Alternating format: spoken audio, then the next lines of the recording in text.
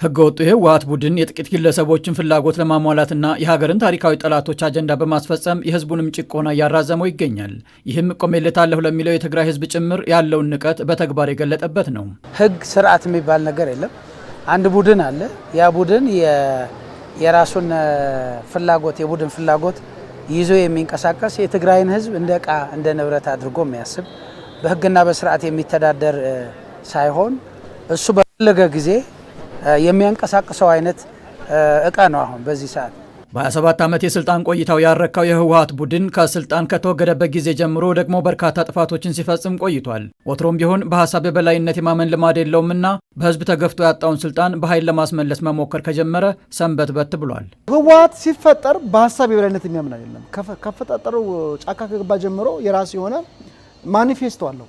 ያ ማኒፌስቶ እያወናበደ የራሱን የካድሬዎችን የበላይነትን አስከብሮ ኢትዮጵያን መበዝበዝና የኢትዮጵያን ሀብት ወደ ውጭ ማስወጣት ነው ሲሰራ የነበረው። ይሄን ነው ከባዕዳን ጋር ማበር የኢትዮጵያን ብሔራዊ ጥቅም አሳልፎ መስጠት የመጣበት የኖረበት የስሪቱም ክፋይ ነው። ከሀገራዊ መልክ ይልቅ ለግላዊ መሻትና ፍላጎቱ የሚያደላው ቆሞ ቀሩ ቡድን ጥቅም ያገኘ በመሰለው ጊዜ ሁሉ ሀገርን ማጫረት፣ በጥቅሟም ላይ መቆም ያለ ጸጸት የሚተገብረው ስራው ሆኖ ዘልቋል። ይህንንም ፈጠርኩት ባለው የጥፋት ጥምረት አስመስክሯል። ግንኙነት እየተደረገ ለኢሳያስ ለትግራይ ለኤርትራ ህዝብ አላልኩም፣ ለኢሳያስ ፍላጎት ባይዘው የኢሳያስን ፍላጎት ከነሱ ፍላጎት ጋር በፍጹም የተቃረነ ስለሆነ ጊዜ አይቆይም፣ ይተዋወቃሉ። ደግሞ እነሱ ከማንም በላይ ስብሃትና የስብሃት ቡድን ኢሳያስ ያውቀዋል፣ የኢሳያስ ቡድን ስብሃት ያውቀዋል።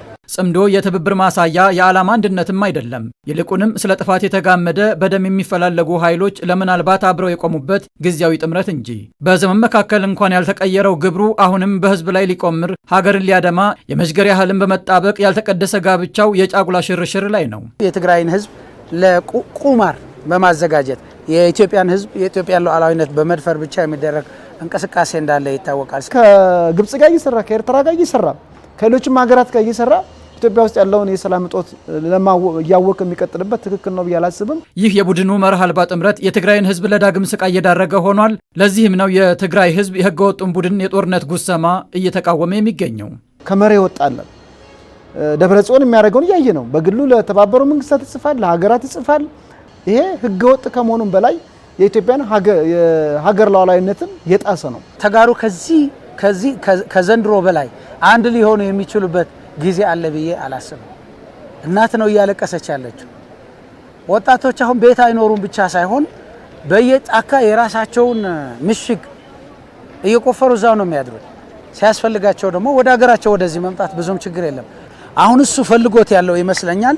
ትግራይም የነሱን ፍላጎት መሸከም አትችልም ከዚህ በኋላ በቃ በአጠቃላይ ተጠራርጎ እንዲወጣ የሚያስችል ሁኔታ ላይ አሁን ደርሷል። በእርግጥ ህገወጡ ቡድን ቀይ መስመርን ደጋግሞ ያለፈ ቢሆንም የሀገር ሉዓላዊነት በመጣስ የፈጠረው የጥፋት ጥምረት ለዚህ ማሳያ ነው። ህገወጡ የህወሓት ቡድን ከሻዕቢያና ከጽንፈኛ ቡድኖች ጋር አደረግኩት ያለው ጥምረትም የራሱን ማምለጫ በር ቢያመቻች እንጂ ጠቀሜታው ከዚህ ላያልፍ የሀገር ቁስል ሆኖ ቀጥሏል።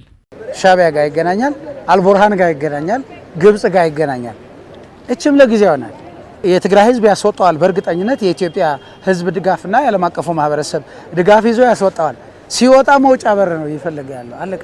ከዚህ ውጭ ሌላ ራዕይ ኑሮት የትግራይን ወጣቶች ከትግራይ ምድር እንዲለቁ እንዲጠፉ እያደረግ ስለ ትግራይ ልታስብ ይሄ ሊሆን አይችልም።